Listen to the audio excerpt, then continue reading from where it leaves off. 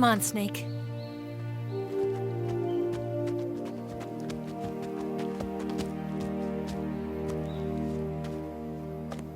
We made it. We made it. Over there.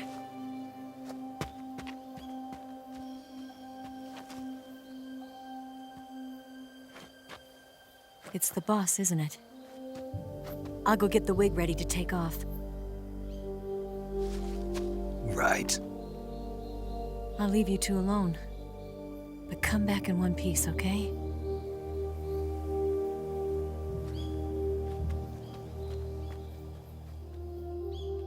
Promise me!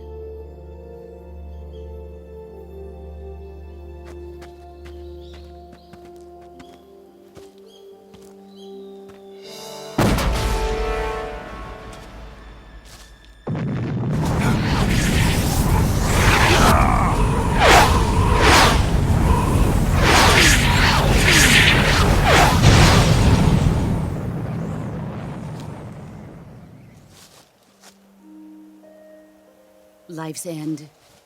Isn't it beautiful? It's almost tragic. When life ends, it gives off a final lingering aroma. Light is but a farewell gift from the darkness to those on their way to die. I've been waiting, Snake, for a long time. Waiting for your birth, your growth, and the finality of today. Boss. Why are you doing this? Why? To make the world one again. The world used to be whole. But with the end of the Second World War, the philosophers began to fight amongst themselves, and the world was torn apart. The Cobras, my comrades who trained and fought alongside me, were torn apart as well. The foibles of politics and the march of time can turn friends into enemies just as easily as the wind changes. Ridiculous, isn't it? Yesterday's ally becomes today's opposition. And this Cold War? Think back. When I was leading the Cobras, America and Russia were fighting together. Now, consider whether America and Russia will still be enemies in the 21st century. Somehow I doubt it. Enemies change along with the times, the flow of the ages, and we soldiers are forced to play along. I didn't raise you and shape you into the man you are today just so we could face each other in battle. A soldier's skills aren't meant to be used to hurt friends. So then what is an enemy? Is there such a thing as an absolute timeless enemy? There is no such thing, and never has been. And the reason is that our enemies are human beings like us. They can only be our enemies in relative terms. The world must be made whole again. The philosophers must be reunited. I will devote my skills to that purpose. And with the Colonel's money, I will achieve that end. Just as I once created the Cobras. They are my family. I may no longer be able to bear children, but I still have a family.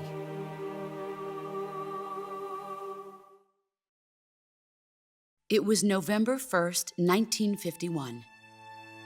I was in the Nevada desert participating in atomic testing.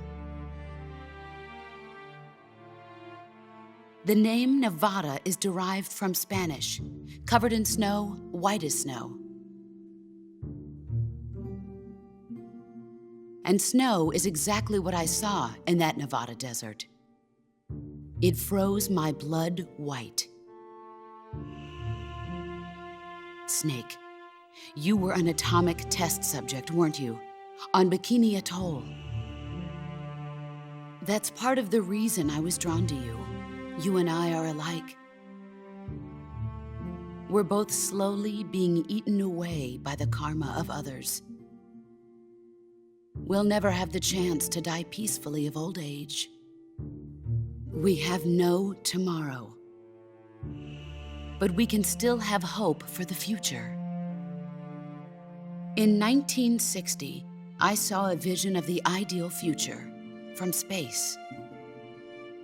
3 years earlier, the Soviet Union had succeeded in launching Sputnik, the first man-made satellite in history, into orbit. This came as a huge shock to the United States. In response, America threw everything it had into its own manned spaceflight project, the Mercury program. Even as the Soviets seemed poised to send their first man into space, America was still experimenting with chimpanzees and rockets. The government wanted human data, so they secretly decided to send a human being into space. I was the one they chose. At the time, they didn't have the technology to block out cosmic rays, and whoever they sent up would inevitably be exposed to heavy radiation. That's why they chose me. After all, I'd already been irradiated once. Of course, you won't find any of this in the history books. I could see the planet as it appeared from space. That's when it finally hit me. Space exploration is nothing but another game in the power struggle between the US and the USSR. Politics, economics, the arms race, they're all just arenas for meaningless competition.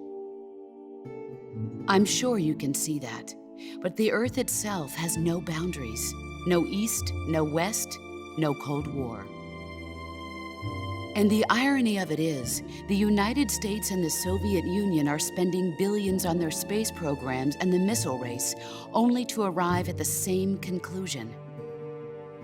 In the 21st century, everyone will be able to see that we are all just inhabitants of a little celestial body called Earth. A world without communism or capitalism, that is the world I wanted to see. But reality continued to betray me. In 1961, I was sent to Cuba, to Bahia de Cochinos. It was part of a CIA-sponsored invasion under the guise of taking Cuban exiles back to their country. But the US government betrayed them. Our weak-kneed president held back their air support. Defenseless, the exiles were annihilated by the Cuban army. All I could do was watch in silence. I was set up by the very country I'd sacrificed so much for, by the very government I dedicated my life to defending. I was driven from the surface world, and I went underground. Then, 2 years ago, I faced the sorrow, my old comrade in battle. He was my friend. But one of us had to die. I was left with no choice. The sorrow gave his life for me. There is no enmity between us. One must live, and one must die. That was the mission. The ones who gave me that mission were the philosophers. Early in the 20th century, the true holders of power in the United States, the Republic of China, and the newly formed Soviet Union gathered together in a secret meeting that would later be known as the Wise Men's Committee. The secret pact they formed there marked the beginning of the philosophers. But the last of the original members died in the 1930s. After that, the organization began to run out of control, and the Wise Men's Committee degenerated into a mere shell of its former self. The philosophers of today have no sense of good or evil. Their influence extends to countries and organizations involved in every aspect of every war. They have become war itself. That's how they operate. The sacrifices of war cause a shift in the times. This shift leads to renewed conflict, and in turn triggers the next war. Like a nuclear chain reaction, each conflict sparks countless others, forming an endless spiral that will continue on for eternity. Do you understand what I'm saying, Snake? By consuming me and you, the philosophers intend to keep that cycle going forever. It was my father who explained all of this to me. He was one of them. You see, I am the last remaining child of the philosophers. But after he revealed the truth, my father was killed by that same shapeless, formless organization. And my father isn't the only thing the philosophers have taken from me. In June of 1944, the Cobras and I took part in the landing at Normandy. We'd been given a top-secret mission to locate and destroy enemy V-2 rocket installations. I was pregnant at the time. The sorrow was the father. I gave birth on the field of battle. A beautiful baby boy. But my child was snatched away from me by the philosophers.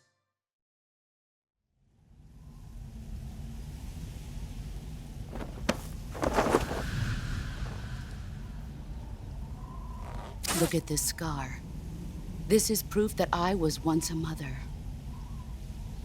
I gave up my body and my child for my country. There is nothing left inside me now. Nothing at all. No hatred, not even regret. And yet sometimes at night, I can still feel the pain creeping up inside me, slithering through my body like a snake.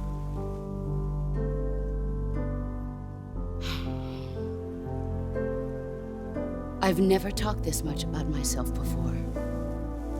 Thanks. Thanks for listening to me.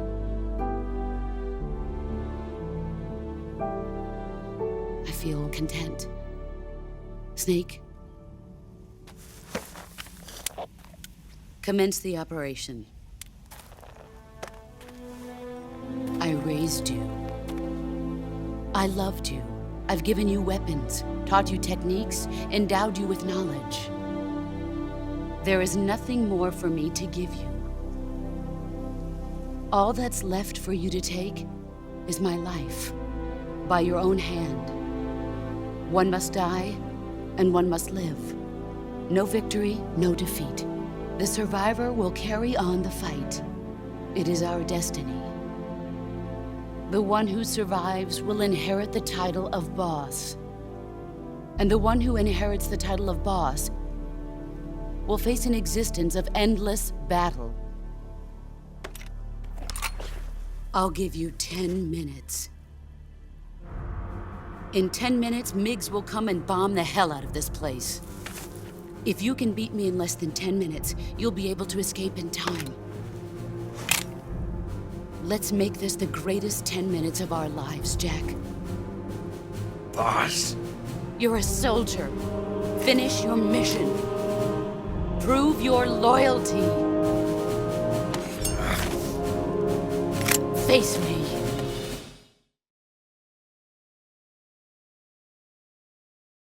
Let's...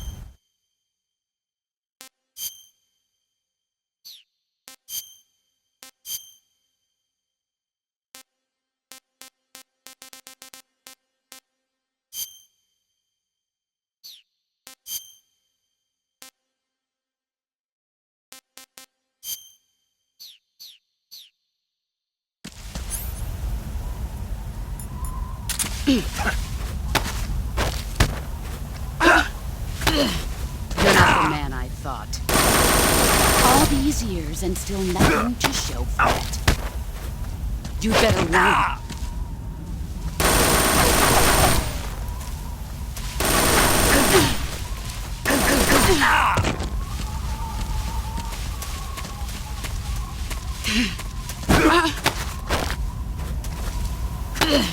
Nice try. All these years and still nothing to show.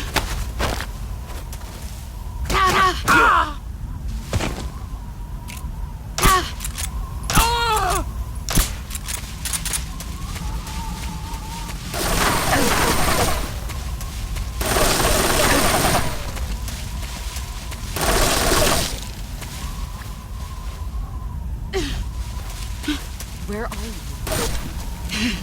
There he is. Brace yourself.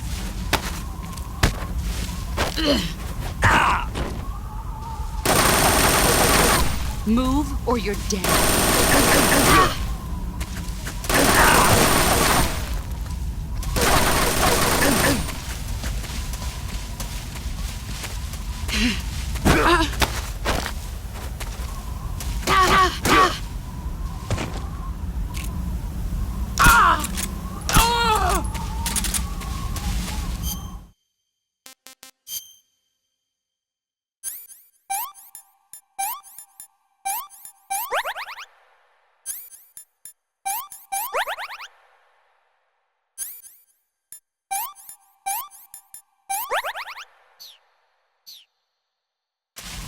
Brace yourself.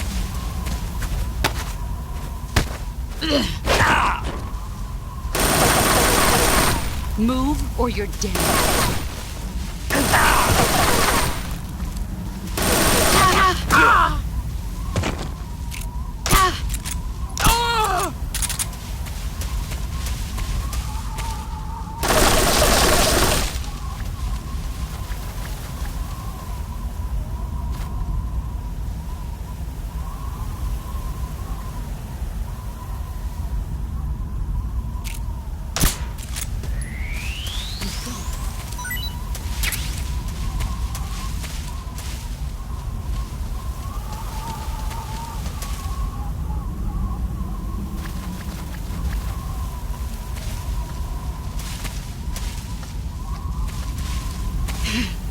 I found you.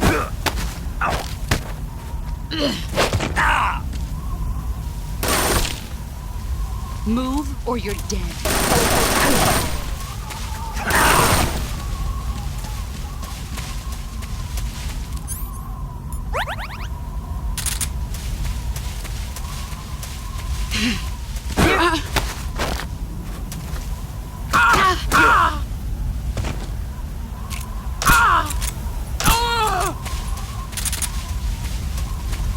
You've gotten stronger. Brace yourself.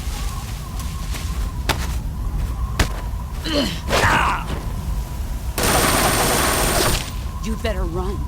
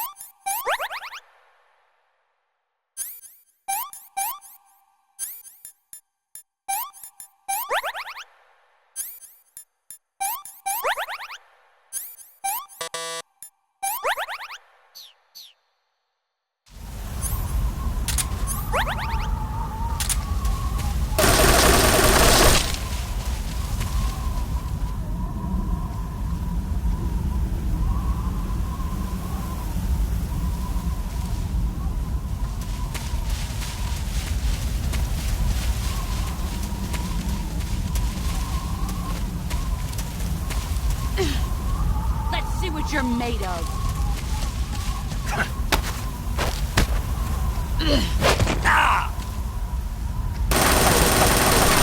Run quick.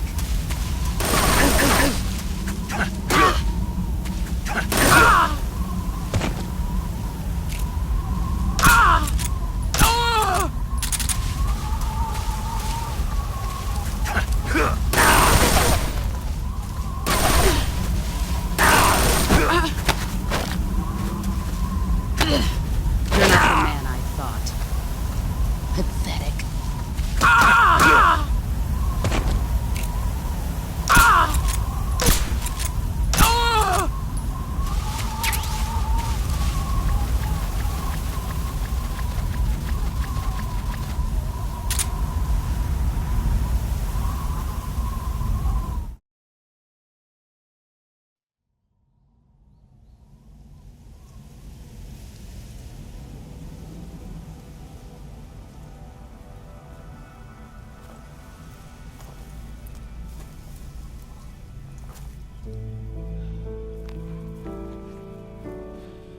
Take this.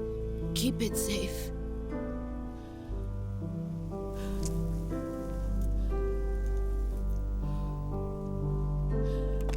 It's our only hope.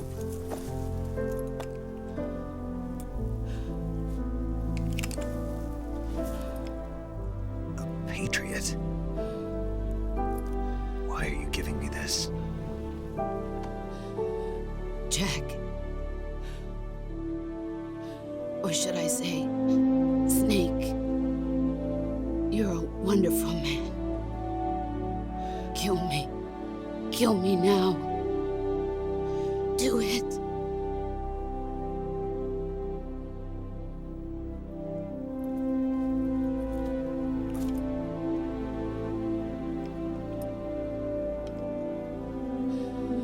There's only room for one boss and one snake.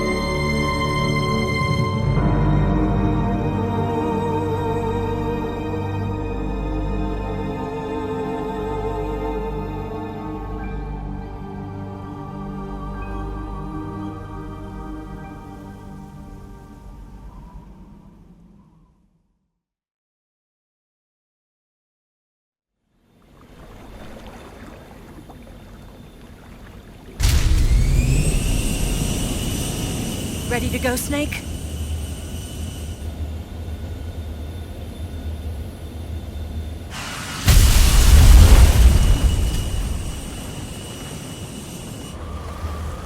Are you okay? Snake? Yeah.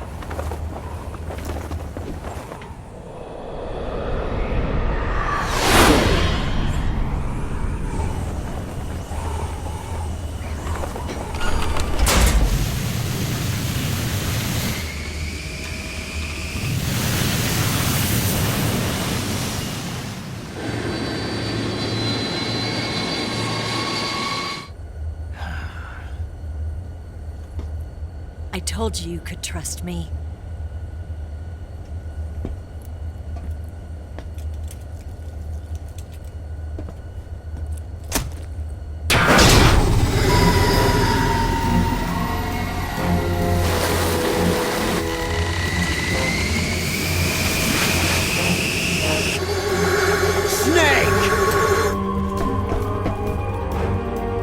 Ocelot! We're not done yet!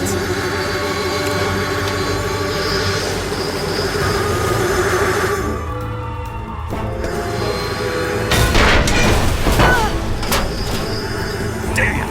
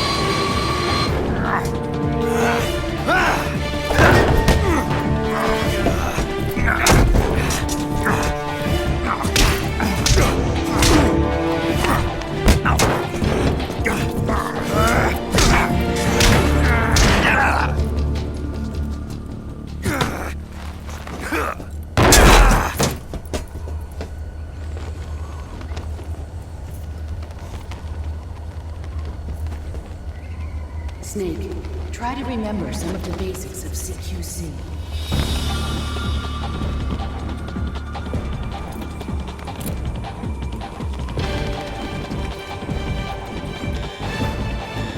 Not good!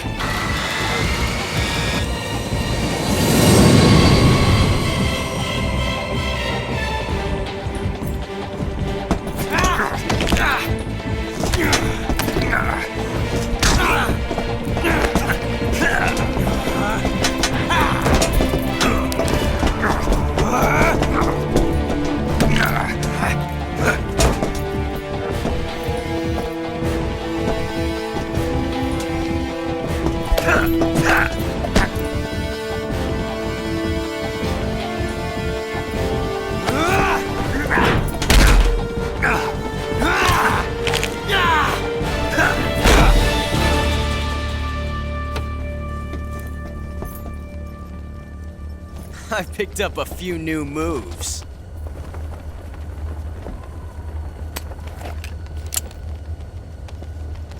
Huh. It doesn't feel right to shoot an unarmed man. But I'll get over it. Eva!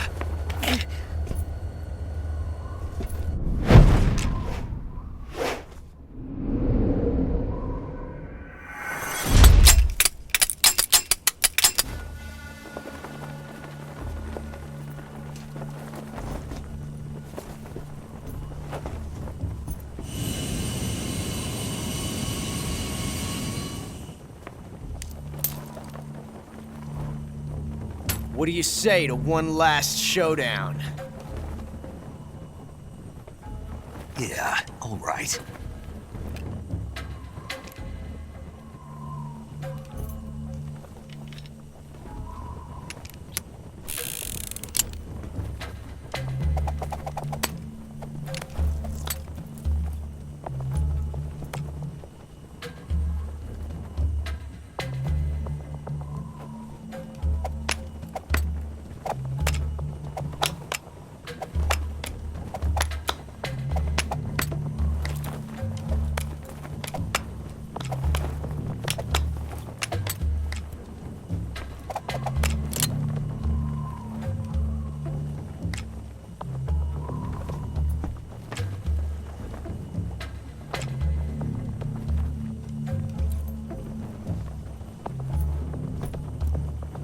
What's your name? Snake. No. Not that name. You're not a snake, and I'm not an ocelot. We're men with names. My name is Adamska. What's yours? John. Very well, John. Plain name. But I won't forget it.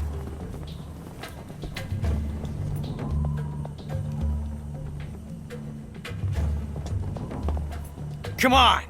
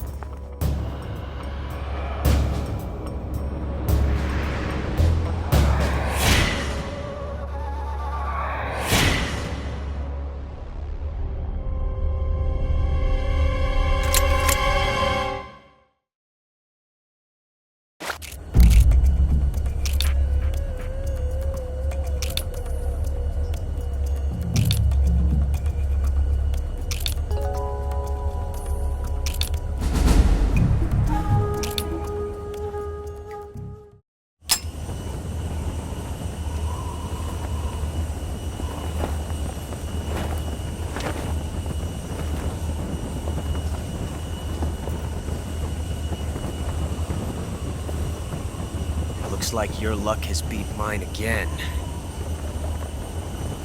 But why didn't you pull the trigger?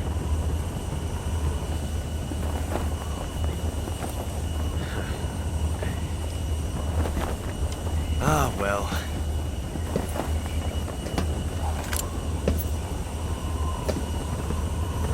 Till we meet again, John.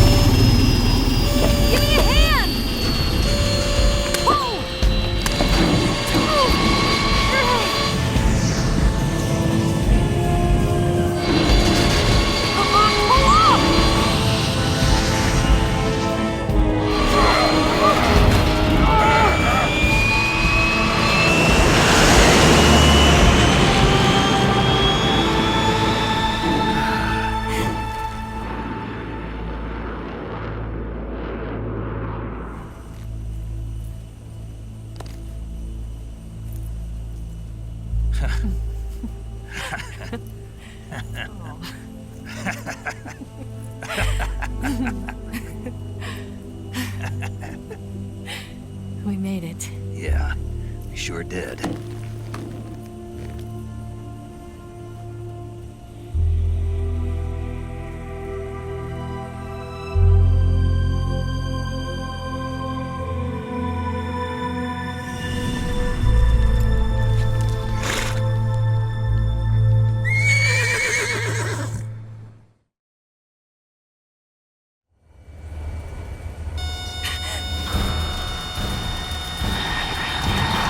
Oh no! Migs!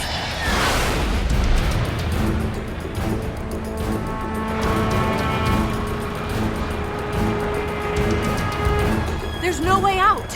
What are we gonna do? We've come too far to let them stop us now. Those things have got to be armed. It's no use. There's no way we can outmaneuver them.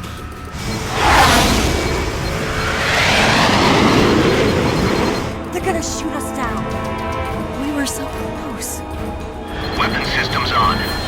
Locked on target. I got towed. You were great, Eva. Huh? Thanks.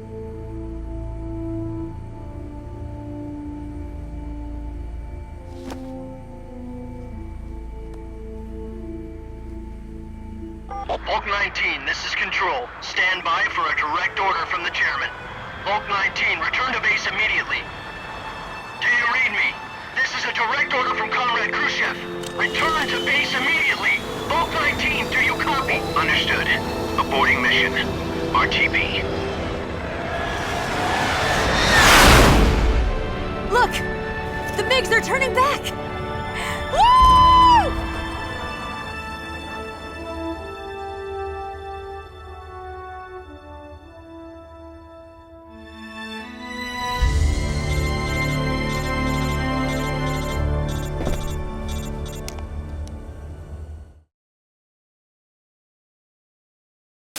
Well done, Snake.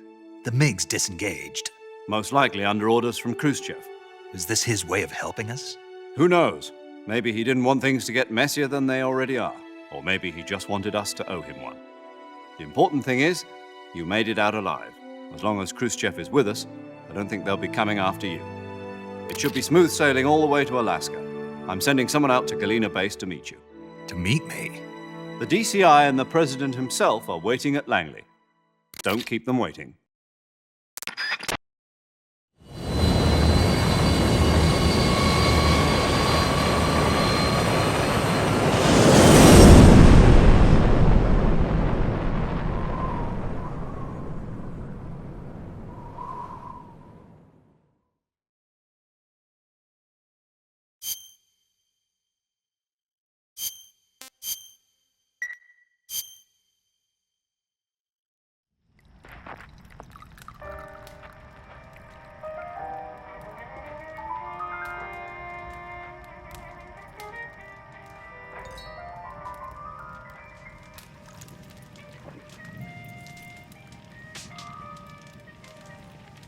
So what are you going to do now? Go back to the KGB?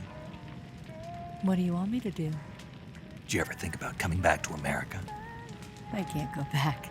I've left America behind me. But you saved this country. I didn't do it alone.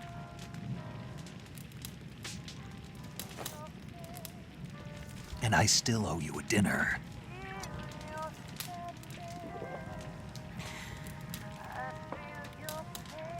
Is that part of your mission too? Or is it an order? Or is it an invitation?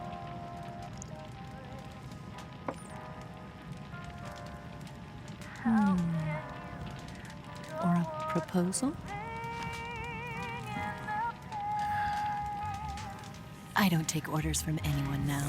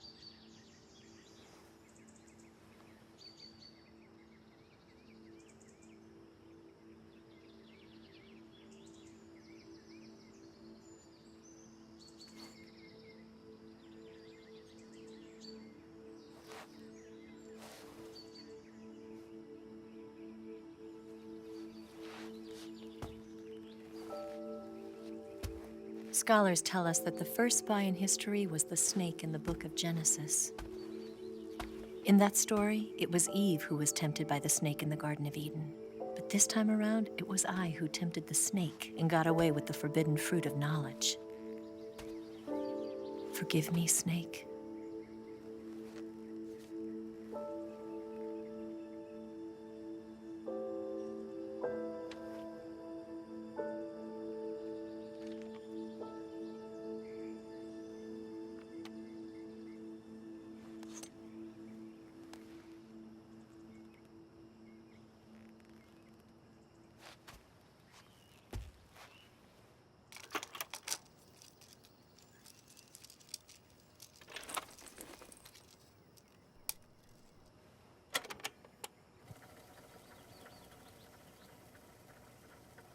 Good morning, Snake. I hope you slept well.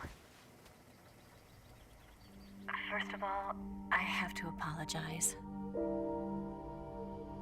I wasn't sent by Khrushchev. I'm not a KGB spy, and I never worked for the NSA. I'm an agent of the People's Republic of China for the General HQ 2nd Department of the People's Liberation Army. It was all a lie. I tricked you. And I'm sorry.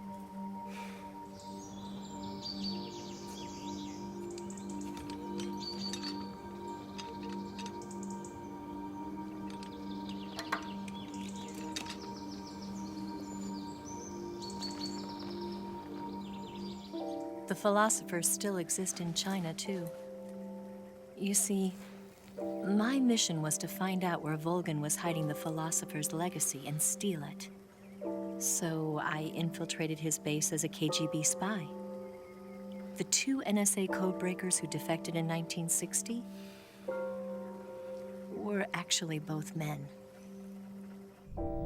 The real Adam never showed up at the meeting place, saving me the trouble of having to eliminate him. I sneaked in by pretending I was Eva. And you and Sokolov and Volgin, you all believed me. The philosopher's legacy was originally held in common between the US, Soviet Union, and China. We couldn't let the Russians and the Americans take it all for themselves. The Chinese government had its eye on the legacy too. I got the film containing the legacy, and also the nuclear missile launch data from the Shagohod. 5 years ago, the Soviet Union stopped supplying us with nuclear weapons technology. Since then, China's Liaodong easing, hydrogen bomb, and space rocket projects have fallen behind. But with this data, our country will be able to develop its own nukes. We'll create a deterrent force to rival those of the US and Soviet Union. Everything has gone according to plan, thanks to your help. I too am one of the philosophers. I'm an agent of the philosophers, a graduate of one of their charm schools. I was raised in a joint US-Soviet-Chinese facility to become a sleeper agent. This was before the war. Back then, they were collecting children from all over the world. As a result, I'm indistinguishable from a native-born American. So it didn't surprise me when you and Volgin couldn't tell the difference. But she knew right from the beginning. She knew because before the war, she was at one of the philosopher's schools too, as an instructor. The boss was the only one I couldn't fool. She was the only one who knew I was a fake. She told me everything. Why did she open her heart to me like that? At the time, I couldn't understand it. But now, I think I do. Snake. She wanted you to know the truth. She chose me to tell you. That's why she saved my life. I've lied to you so many times, but not this time. My orders from the government were to obtain the legacy and to eliminate everyone who knew the truth about what happened. In other words, I'm supposed to kill you.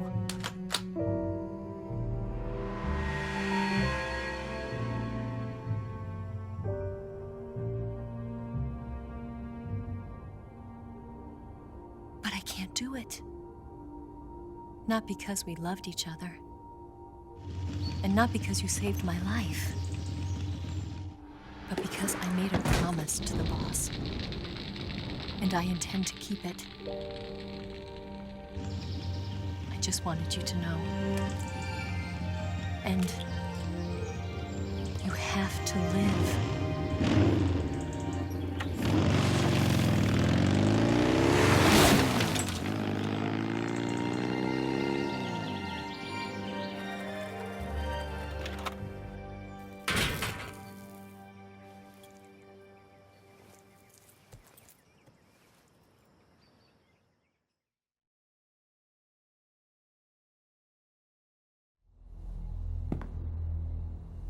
Snake, listen to me.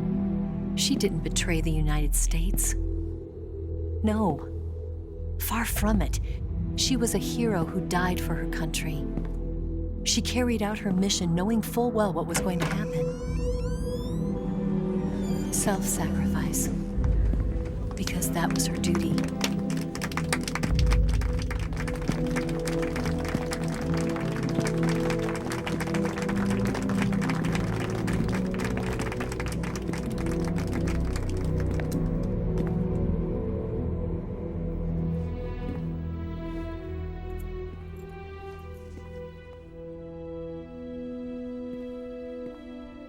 You are above even the boss.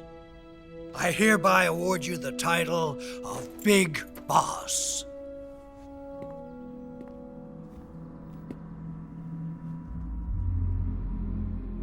You are a true patriot.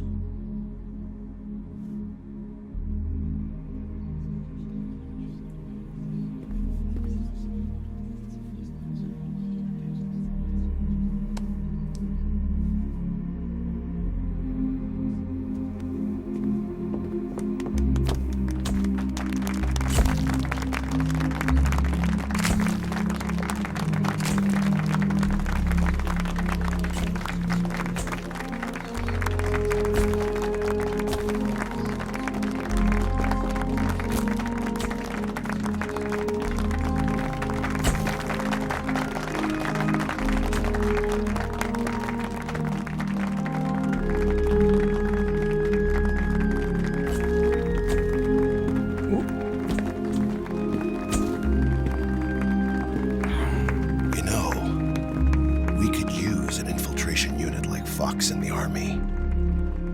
Someone like him to handle our top secret sneaking missions for us. A man who combines the qualities of a soldier and an agent. The boss's defection was a ruse set up by the US government. It was all a big drama staged by Washington so they could get their hands on the philosopher's legacy. And the boss was the star of the show. They planned it so that they could get the legacy that Colonel Volgin inherited and destroy the Shagohod at the same time. Only a legendary hero like the boss could have earned Volgin's trust. Finding out where the philosopher's legacy was hidden was to be her greatest mission. Everything was going according to plan. But then something happened that no one could have predicted.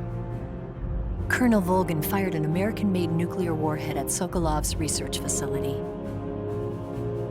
Khrushchev demanded that the US government provide proof that it wasn't involved. They couldn't just abort the operation to steal the legacy. So the operation itself was greatly expanded and revised. The authorities in Washington knew that in order to prove its innocence, they'd have to get rid of the boss, and that one of their own would have to do the job. The public couldn't be allowed to find out about it, not ever. This, they concluded, would be the best way to keep the whole thing under wraps. The boss wouldn't be allowed to come back home alive, and she wouldn't be allowed to kill herself. Her life would be ended by her most beloved disciple. That was the way the government wanted it. That was the mission she was given, and she had no choice but to carry it out. Her death at your hands was a duty she had to fulfill.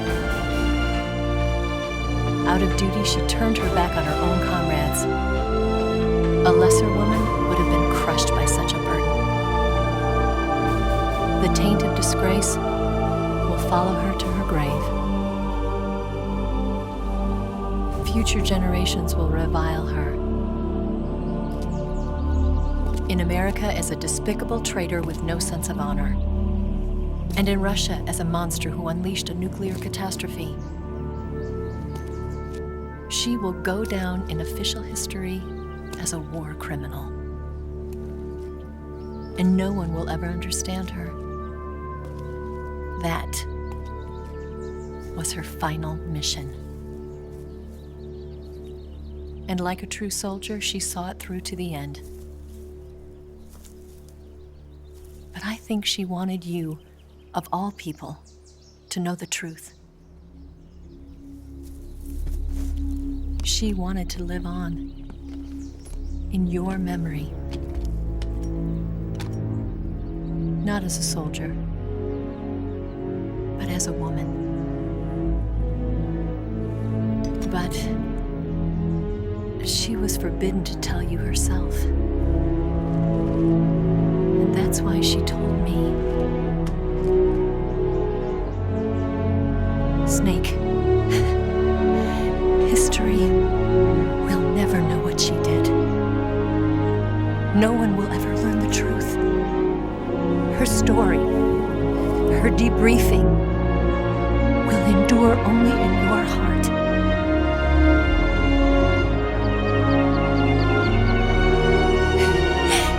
Everything she did for her country.